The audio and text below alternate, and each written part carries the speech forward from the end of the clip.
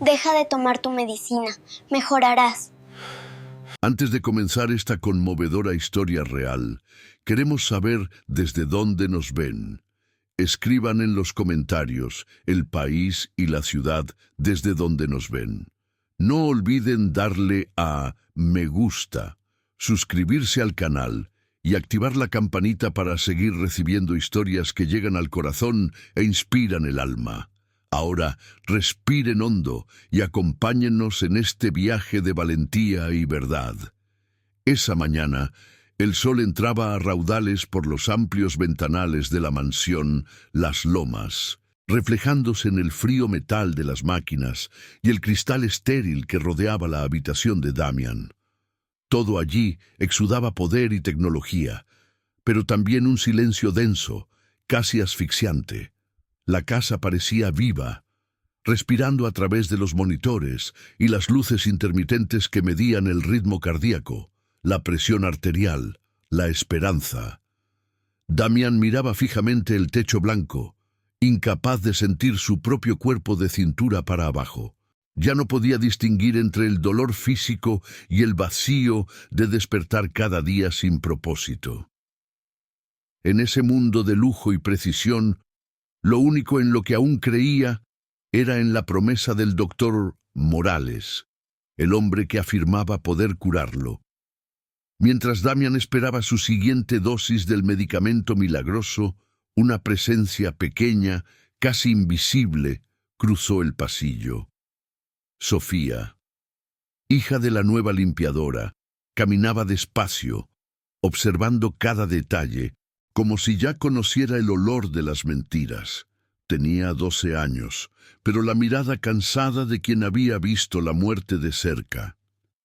Era la primera vez que entraba en aquella habitación llena de máquinas, pero algo en su interior se paralizó. Sobre la mesilla de noche reconoció el mismo frasco que una vez había visto en manos de su abuelo, el mismo que le había causado la muerte. Y en ese instante, el pasado y el presente se fundieron como dos heridas abiertas, palpitando en su memoria. Sofía se quedó inmóvil unos segundos, observando cómo la enfermera preparaba la jeringa con el líquido transparente. El sonido del metal contra el cristal le heló la sangre. No podía explicarlo, pero algo en su interior le gritaba que tenía que detenerlo. El miedo la invadió, miedo a hablar, a ser reprendida, a que no le creyeran de nuevo. Pero el recuerdo de su abuelo, temblando y perdiendo la mirada poco a poco, era más fuerte. Antes de poder pensar, corrió hacia la cama de Damián y gritó con todas sus fuerzas: «¡No se lo lleve!». El silencio que siguió fue tan intenso que parecía congelar el aire. El doctor Morales se giró lentamente, con el rostro endurecido por la furia. La enfermera retrocedió sorprendida. Sofía tembló, pero no se acobardó. Intentó explicarle que había visto cómo esa misma medicina le había arrebatado la vida a su abuelo, que sabía lo que ocurriría. Pero sus palabras fueron acalladas por la arrogancia del doctor. La llamó ignorante, supersticiosa, y ordenó que se la llevaran de inmediato. Damián observó la escena sin comprender. Una parte de él sentía compasión, otra se escondía tras la ciega confianza que le tenía al doctor. Al ordenar que se llevaran a la niña, creyó que estaba evitando el peligro. En realidad, estaba evitando la única verdad que podía salvarlo. En los días siguientes, el pasillo de la mansión se fue quedando en silencio. Sofía no volvió a aparecer y la rutina de Damián continuó como siempre. Medicamentos, dosis, promesas. Pero algo en su interior había cambiado. La mirada de la niña no se le borraba de la mente. Esos ojitos, llenos de miedo y certeza a la vez, le habían dejado una inquietud en el corazón. Cada nueva dosis de la medicación le parecía ahora un ritual de desconfianza. El dolor se intensificaba. Los temblores venían en oleadas y el médico decía que era normal, parte del proceso de regeneración. Damián quería creer, pero el recuerdo de la voz de la niña resonaba cada vez más fuerte en su cabeza. Mientras tanto, Sofía sufría su propio tormento. Su madre le había prohibido volver a su habitación, amenazándola con despedirla si desobedecía. Pero la joven no encontraba la paz. Lo que veía en los ojos de Damián era el mismo vacío que había invadido el rostro de su abuelo. Esperar en silencio sería como matarlo con el silencio. Así que comenzó a observar en secreto. Anotaba las horas, los síntomas, cada expresión de dolor. Por las noches, escribía en un trozo de papel arrugado, intentando recordar los viejos registros que guardaba en casa de su tía. Un plan nació en secreto: demostrar que el mismo veneno que había matado a su abuelo ahora corría por las venas de otro hombre. 2 días después, llegó un pequeño paquete, escondido por el jardinero, el viejo cuaderno que Sofía le había pedido a su tía. Las páginas amarillentas mostraban las marcas de lágrimas y temblores. Cada línea era un fragmento de la agonía que había presenciado meses atrás. Horas, dosis, reacciones, todo cuidadosamente anotado. Comparándolo con lo que le había sucedido a Damián, notó el mismo patrón aterrador: el comienzo con esperanza, luego los temblores, la confusión mental, el debilitamiento del cuerpo. La medicina no curaba, consumía. Esa noche, Sofía no durmió. Esperó el momento oportuno para actuar, sabiendo que si fallaba, podía perderlo todo. A la mañana siguiente, entró en la mansión sin ser vista. El sonido del monitor cardíaco la guió hasta la habitación. Damián dormía, pálido, mientras la enfermera anotaba datos en el portapapeles. Sofía respiró hondo, salió de detrás de la cortina y avanzó. Colocó el cuaderno sobre la mesa, junto a los viales, y esperó. Cuando Damián despertó y la vio allí, la conmoción fue inmediata. Intentó apartarla, pero ella se mantuvo firme. Simplemente le acercó el cuaderno y señaló las entradas. «Lee», murmuró. Él dudó, pero su expresión, una mezcla de miedo y convicción, lo impulsó a abrir el cuaderno. Y, línea a línea, el miedo comenzó a transformarse en terror.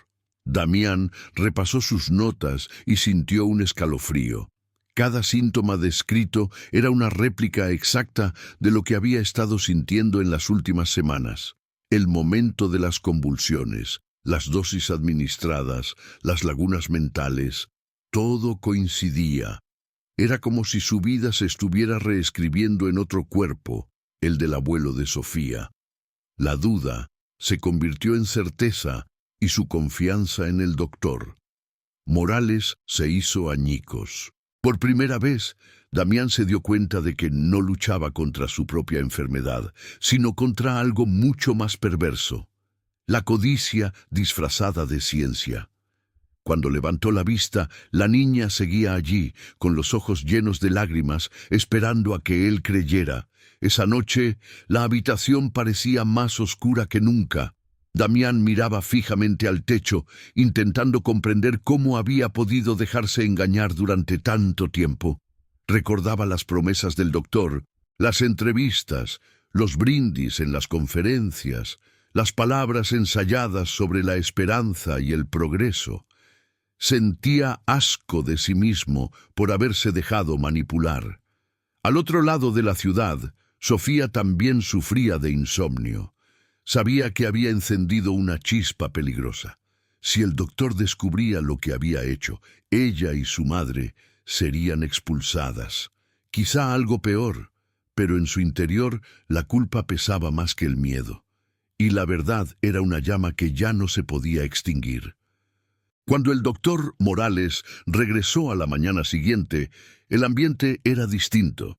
Damián lo observó con una mirada que el doctor jamás había visto.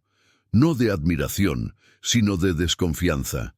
El vial de Neuroregenix estaba en la bandeja, listo para otra aplicación. Morales habló con la misma voz segura de siempre, pero ahora sus palabras sonaban huecas, como un eco lejano. En el instante en que la enfermera se acercó, Damián tomó una decisión. Le temblaba la mano, pero su convicción era firme. Con un golpe seco, tiró el vial al suelo. El cristal se hizo añicos, derramando el líquido por el piso. «Se acabó», dijo con voz ronca. «Ya no seré tu experimento». El doctor intentó reaccionar, furioso, pero algo en la postura de Damián lo hizo retroceder. Era como si el hombre que creía destruido hubiera despertado por fin.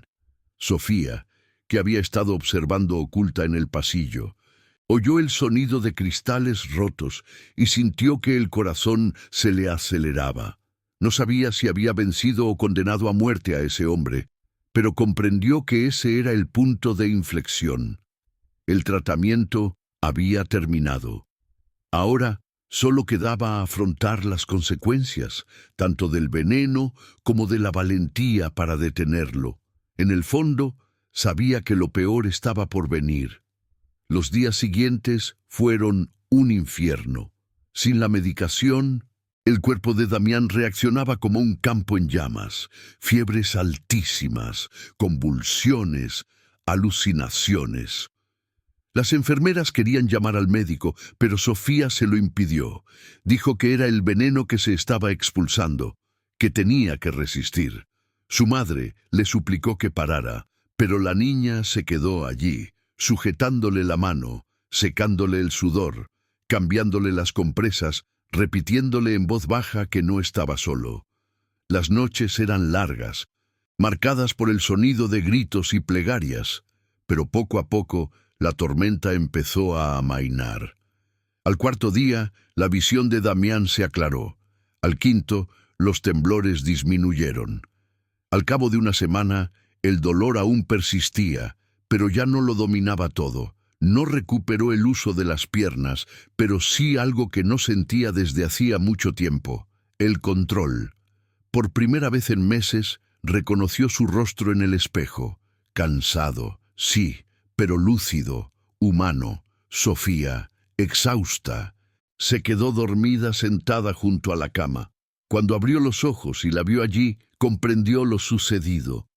No solo había sobrevivido un cuerpo, había renacido un espíritu, gracias al valor de una joven que creyó en la verdad cuando nadie más lo hacía. Los días siguientes trajeron un silencio distinto a la mansión. Ya no era el silencio del dolor, sino el silencio de un nuevo comienzo. Damián pasaba horas mirando por la ventana, pensando en cuántas vidas, como la suya, podrían estar siendo destruidas en nombre de un supuesto progreso. El sentimiento de culpa era profundo, pero venía acompañado de una nueva claridad. Con cada recuerdo de Sofía enfrentándose al médico, comprendía que la verdadera fuerza no residía en la riqueza ni en la ciencia, sino en el coraje de quienes no tienen nada que perder, salvo la verdad. Decidió que esta historia no terminaría ahí. Con los registros de Sofía en mano, el diario de su abuelo, las notas de la enfermera, los documentos que confirmaban el patrón de envenenamiento, Damián comenzó a recopilar un expediente. Llamó a abogados, periodistas y expertos independientes. Lo que descubrió fue aún más monstruoso. El fármaco se distribuía clandestinamente en ensayos ilegales con pacientes de diversas clínicas del país. Cada dato era un golpe, pero también una confirmación de que debía luchar. Sofía lo visitaba a diario, llevándole sencillas flores y la misma mirada decidida. Entre ellos había nacido algo silencioso, una especie de alianza forjada en la gratitud y la justicia. 6 meses después, Damián reapareció en público. Vestido con un traje oscuro y en silla de ruedas, se enfrentó a decenas de cámaras durante una rueda de prensa retransmitida a nivel nacional. Su voz aún temblaba, pero era lo suficientemente firme como para resonar en la sala. Lo contó todo: el tratamiento, el veneno, las mentiras. Nombró al doctor Morales y denunció el laboratorio.